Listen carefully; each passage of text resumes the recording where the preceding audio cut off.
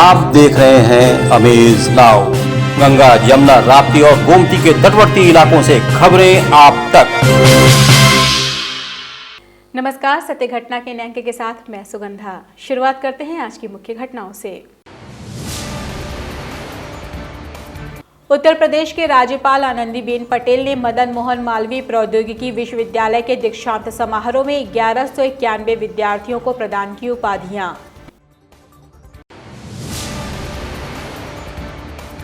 NFC भवन में लगाई गई प्रदर्शनी का महामहिम राज्यपाल आनंदीबेन पटेल ने अवलोकन किया। अभिलेखों के दुरुस्तीकरण में लापरवाही बरतने पर तहसीलदार ने राजस्व कर्मियों को फटकारा। बस्ती जनपद में बनकर तैयार है विकास का पीपे का पुल, 3 जिलों की दूरी करेगा कम।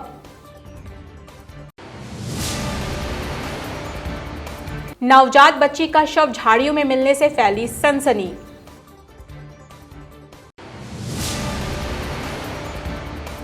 गोरखपुर में उत्तर प्रदेश परिवहन निगम ने माघ मेले में जाने वाले श्रद्धालुओं के लिए लगाए चाय के स्टॉल। लग्जरी कार सवार चोरों ने लूटा 1 लाख रुपयों की कीमत का फॉर्च्यून तेल। सिद्धार्थनगर जिले में ग्राम विकास अधिकारी संघ ने लोटन ब्लॉक परिसर में दिया धरना।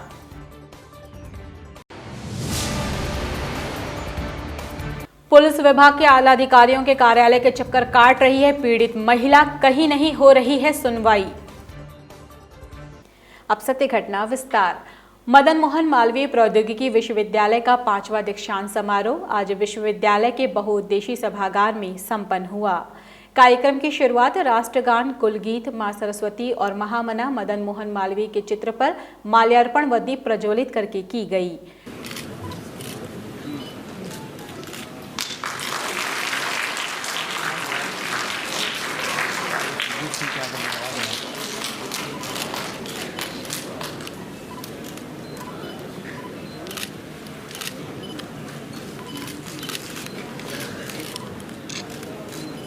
दीक्षांत समारोह में कुलाधिपति आनंदीबेन पटेल ने कुल 1191 विद्यार्थियों को उपाधियां प्रदान की।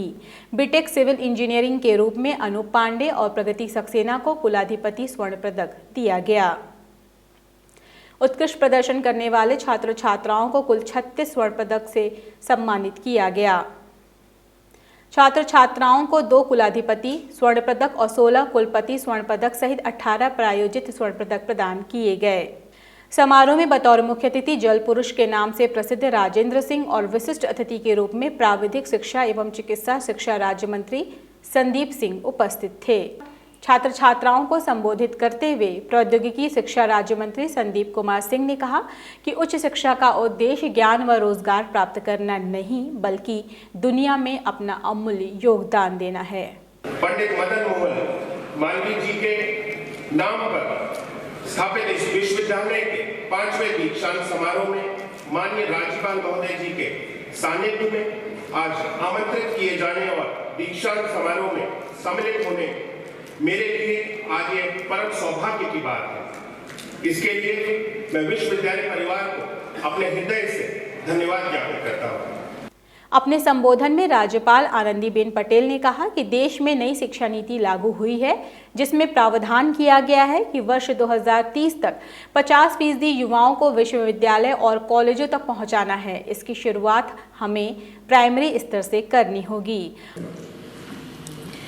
और वो भी कल्पना करते हैं, सोचते हैं कि यदि हमें ये विश्वविद्यालय में आना है तो हमारा प्राइमरी एजुकेशन, सेकेंडरी एजुकेशन को पूर्ण करना पड़ेगा, तब ही हम विश्वविद्यालय में एडमिशन ले सकते हैं।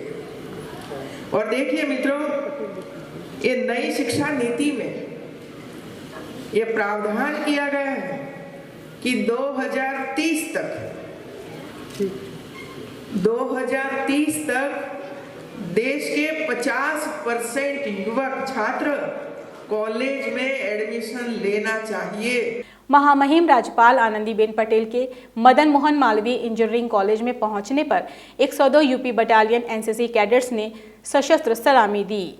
स्वर्ण पदक से सम्मानित छात्राओं ने मीडिया से बात करते हुए बताया कि आज उन्हें राज्यपाल द्वारा मेडल पाकर बहुत ही प्रसन्नता हो रही है। In MTech control and instrumentation gold medal. इसका श्रेय किसको देना चाहिए? My mothers and father and my professor, my guide and all the electrical department HODs. अच्छा, आज ये पदक पाके कैसा लग रहा है? बहुत ही अच्छा फील हो रहा है। I am feeling very proud and my parents also will feel very proud of me. कैसा लग रहा है और किस चीज़ के लिए मिला है? जी मुझे ये उपाधि MBA में टॉप करने के लिए मिली है, ये जो गोल्ड मेडल मिला है। और जाहिर सी बात है कि बहुत ही खुशी होती है कि जब ऐसी चीज़ें मिलती हैं, क्योंकि इससे हमारा जो उत्साह है वो बढ़ता है, ताकि हम आगे जो भी भविष्य में करना चाहते हैं उसे अपनी पूरी इच्छा शक्ति के साथ कर सकें। किसको श्रेय दोगे आज आप? जी मैं श्रेय अपने माता पिता, भगवान और खुद की इच्छा शक्ति को देना चाहती हूँ। महामहिम राज्यपाल आनंदीबेन पटेल ने NXC भवन के सभागार में स्वयं सहायता समूह की महिलाओं के साथ बैठक की और सभी से बातचीत की।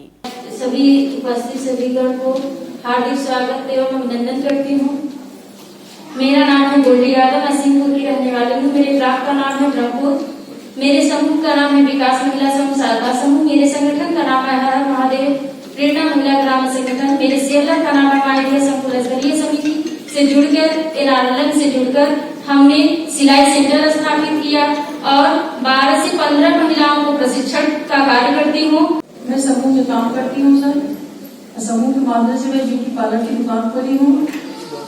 उसमें मेरा 5,000 तक आमदनी की जाती है और उसमें का मैं 5-6 औरतों को मैं सिखाती हूँ सर। हमारे जीवन में राजमार्गों, सड़कों, नदियों पर बने हुए पुलों की क्या अहमियत है, ये हम तब तक नहीं समझ सकते जब तक हम एक ऐसी व्यवस्था में जाकर नहीं रहते जहां एक पीपे के पुल के लिए वर्षों तक इंतजार करना पड़ता हो।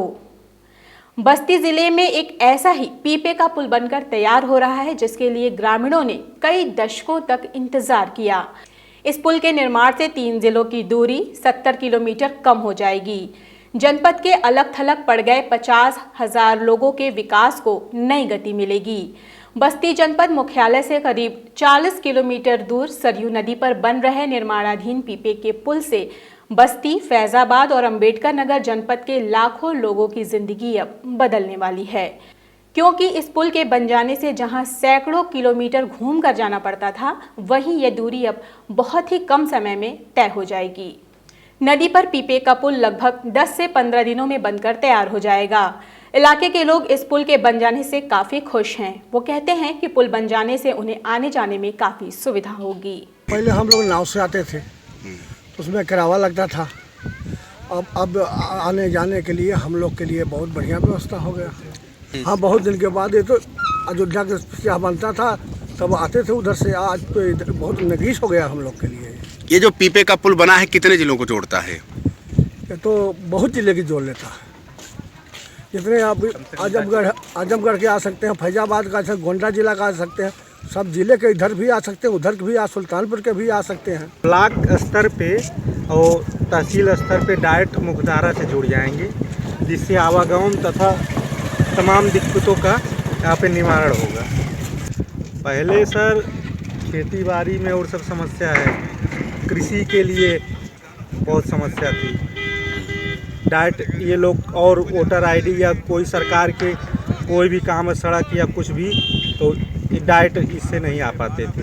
पहले नहर से आना पड़ता था, अब पीपा लग गया है, इससे आ रहे हैं। समस्या यही होती थी कि नहर से आना जाना पड़ता था और इतने रेत बालू हैं यहाँ पर, दिक्कत होती थी। हैराया विधानसभा के विधायक अजय सिंह ने बताया कि आज़ादी के पहले से इस पुल की मांग चली आ रही थी। पुल का निर्माण इस क्षेत्र की जनता के लिए वरदान साबित होगा और विकास को गति मिलेगी। काम बहुत पहले हो जाना चाहिए था और मैं समझता हूं कि निश्चित रूप से हमारे हरैया की जो उस पार जनता रहती माझा के ताउल सहित जो कई ग्राम सभाएं हैं, उनके लिए इतनी बड़ी समस्या थी, इतनी बड़ी कानून व्यवस्था से लेकर के उनकी हर सुविधाओं, जो सुविधा सरकारी सुविधा मिलती है, उनको चलने के लिए, उनको आने के लिए 65 किलोमीटर चल करके घूम करके अयोध्या से आना पड़ता था। और अब कल्पना करिए कि एक आदमी तहसील पे आने के लिए 65 किलोमीटर चल के आएगा, पूरे दिन का उसका प्रोजेक्ट हो गया और फिर उस दिन काम ना हो तब क्या होगा। अब उनके लिए ये जो पीपे का पुल बन रहा, उनके लिए वरदान है। अब वो भी महसूस कर पाएँ कि मैं हरैया का हिस्सा हूँ। पुलिस से लेकर के तमाम ऐसी समस्याएं उनके लिए थी, जिन समस्याओं का समाधान नहीं हो पा रहा था, अब उन समस्याओं का समाधान होगा। प्रधानमंत्री नरेंद्र मोदी ने बेटियों के अस्तित्व की रक्षा के लिए बेटी बचाओ अभियान जोर शोर से चलाया है। इसके अलावा सरकार बहुत सी योजनाएं बेटियों के जन्म से लेकर उन्हें पढ़ाने लिखाने और विवाह करने तक चला रही है, जिससे लोग बेटियों को बोझ न समझें। लेकिन अभी भी बेटियों का जीवन सुरक्षित नहीं है। कहीं कहीं तो जन्म लेते ही उन्हें जीने का हक नहीं दिया जाता। दिल को दहला देने वाला एक ऐसा ही मामला चौरी चौरा थाना क्षेत्र के ग्राम पंचायत चौरा में सामने आया, जहां नवजात बच्ची का शव झाड़ियों में मिलने से सनसनी फैल गई। जन्म लेने के तुरंत बाद बच्ची को झाड़ियों में फेंक दिया गया है। सूचना पाकर मौके पर पहुंची चौरी चौरा पुलिस ने बच्ची के शव को कब्जे में ले लिया। अभी तक इस बात की जानकारी नहीं मिली है कि नवजात बच्ची को किसने और क्यों फेंक दिया। चौरी चौरा पुलिस इस मामले की जांच पड़ताल कर रही है। माघ के मेले में श्रद्धालु पवित्र संगम नदी के तट पर लगने वाले माघ मेले में अपनी श्रद्धा और आस्था की डुबकी लगाते हर साल जाते हैं। प्रतिवर्ष गोरखपुर में उत्तर प्रदेश परिवहन निगम रेलवे बस स्टेशन पर प्रयागराज जाने वाले श्रद्धालुओं के लिए निःशुल्क चाय के स्टॉल लगाता है। आज रोडवेज कर्मचारी संयुक्त परिषद ने रेलवे बस स्टेशन पर प्रयागराज जा रहे श्रद्धालुओं का स्वागत चाय का स्टॉल लगाकर किया। माघ मेला प्रयागराज जाने वाले श्रद्धालुओं को हर वर्ष रोडवेज परिषद की तरफ से ये आयोजन किया जाता है। चाय और बिस्कुट वितरण किया जाता है निःशुल्क। इसमें सभी श्रद्धालुओं को हम लोग ये सहयोग करने का कार्य करते हैं। बीती रात लग्जरी कार से आए 4 चोर एक ट्रक ड्राइवर से ट्रक में लदे हुए सामान में से लगभग 1 लाख रुपए की कीमत का फॉर्च्यून तेल लूट ले गए। गोरखपुर के चौरी चौरा में सामान से लदी एक ट्रक खड़ी हुई थी, जिसका ड्राइवर ट्रक में ही सो रहा था। गोरखपुर की तरफ से आ रही एक लग्जरी कार में सवार 4 लुटेरों ने ड्राइवर को रिवॉल्वर दिखाया और सामान लगी ट्रक पर पड़ा हुआ तिरपाल पीछे से फाड़ दिया। सामान में फॉर्च्यून तेल रखा हुआ था, जिसे चारों बदमाश लूट कर ले गए। चौरी चौरा पुलिस ने छानबीन शुरू कर दी है। वो पीछे हमारे एक और गाड़ी खड़ी थी, ट्रक खड़ी थी। जो लड़का वहाँ ड्राइवर वहाँ तुरंत आके खड़ा था। उसके बाद वो लोग आए हैं कार से, उसके बाद गाड़ी का रास्ता काटे हैं। रास्ता काटने के बाद गाड़ी में घुसे हमारे जैसा लड़का था एक पतला सा, तो लाइट बारा है ट्रक वाला। उसके बाद गए हैं लोग ट्रक का तुरंत लगा के पिस्टल और उसको वहीं पे गाली वाली भी दिए हैं ट्रक वाले को। हम उतरे हैं गाड़ी में से, उसके बाद लादे हैं पेटी और उसके बाद 2-4 गत्ता वहाँ रखा हुआ भी है। उस पर गाड़ी में नहीं आता तो फिर से माल अपने उसे गत्ता फाड़ कर और उसी में डाल कर और लेकर। सिद्धार्थनगर जिले के लोटन ब्लॉक परिसर में सोमवार को भारतीय किसान यूनियन और ग्राम विकास अधिकारी के बीच हुए विवाद में अपनी मांगों को लेकर ब्लॉक कर्मी सहित ग्राम सचिव, रोजगार सेवक, सफाई कर्मी आज लोटन ब्लॉक प्रांगण में धरने पर बैठ गए। ग्राम विकास अधिकारी संघ के जिलाध्यक्ष शैलेंद्र कुमार गुप्ता ने धरने को संबोधित करते हुए कहा कि जब तक दोषी व्यक्तियों की गिरफ्तारी नहीं होगी, धरना जारी रहेगा। भारतीय किसान यूनियन के कुछ लोगों ने ग्राम विकास अधिकारी मनोज कुमार को ज्ञापन देने के बहाने बुलाया, अपशब्द कहे और मारपीट की और हाथ में पकड़े सरकारी अभिलेख को भी फाड़ दिया। कल यहाँ पर किसान यूनियन की एक पंचायत चल रही थी, जहाँ कुछ महिलाएं और कुछ किसान भाई अपना पंचायत कर रहे थे। उसी बीच में कुछ हमारे ग्राम पंचायत अधिकारी हैं सचिव मनोज कुमार सेकंड, उनको उनकी ग्राम पंचायत को लेकर कोई मामला आया और उन्होंने बीडीओ साहब को, किसान यूनियन के लोगों ने बीडीओ साहब को बुलवाया। बीडीओ साहब वहाँ आए और वहाँ वो लोग अड़ गए उसी भीड़ में कि तत्काल मनोज कुमार सेकंड को बुलाया जाए। यहाँ पर ना चाहते हुए बीडीओ साहब ने फ़ोन करके उनको बुलाया और जब मनोज कुमार यहाँ आए तो उनसे अभी कोई बात हो उसके पहले ही उन लोगों ने अराजकता फैलाते हुए महिलाओं ने और वहाँ के किसान यूनियन के जो भी नेता लोग यहाँ थे उन सब लोगों ने उनके साथ मारपीट किया, धक्का मुक्की किया। वहीं प्रकरण पर अपना पक्ष रखते हुए भारतीय किसान यूनियन के तहसील अध्यक्ष अनिल कुमार राय ने कहा कि ग्राम विकास अधिकारी को डर था कि कहीं उनके किए कराए पर पानी न फिर जाए, इसलिए वे गुट बनाकर अपशब्दों का प्रयोग करते हुए हाथापाई पर उतारू हो गए कि बीडीओ साहब जब सूची दे देंगे तो हम लोग फंसेंगे, क्योंकि सभी ग्राम पंचायत अधिकारी है जानते हैं कि पशु सेट हम उन लोगों को दिए हैं कि जिनके पास जानवर ही नहीं है, ना तो बकरी है, ना तो भैंस है, न गाय है। इसके कारण जब यह लोग जाने कि अब हम लोग फंस जाएंगे। सूची जब किसान यूनियन के लोग पा जाएंगे, जिला स्तरीय जांच होगा तो हम लोग सारे लोग फंस जाएंगे। तो ज्ञापन के बाद वीडियो साहब जब जाने लगे तो सभी ग्राम पंचायत अधिकारी, खास करके संजय पटेल हैं और मनोज कुमार सेकंड, यह लोग महिलाओं को अभद्रता के की तरह महिलाओं को भद्दी गाली देने लगे।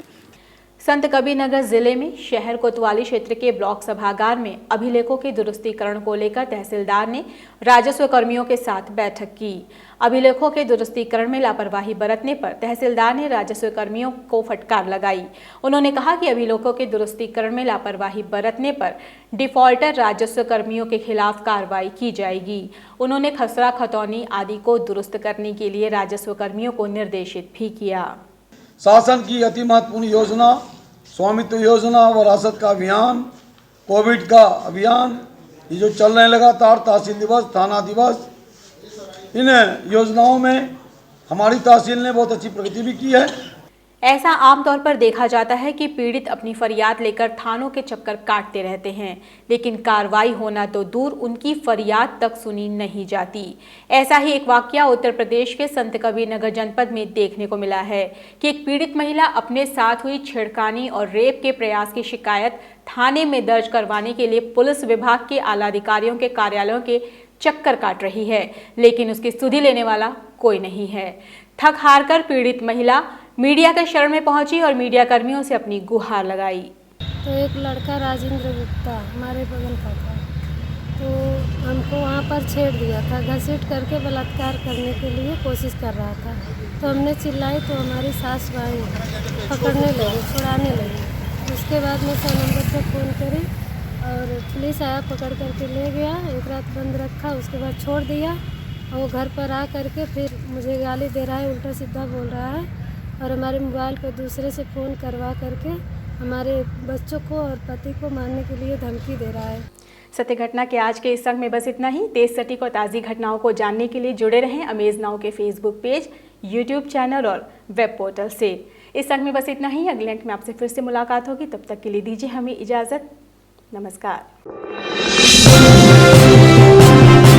आप देख रहे हैं अमेज नाउ। गंगा, यमुना, राप्ती और गोमती के तटवर्ती इलाकों से खबरें आप तक।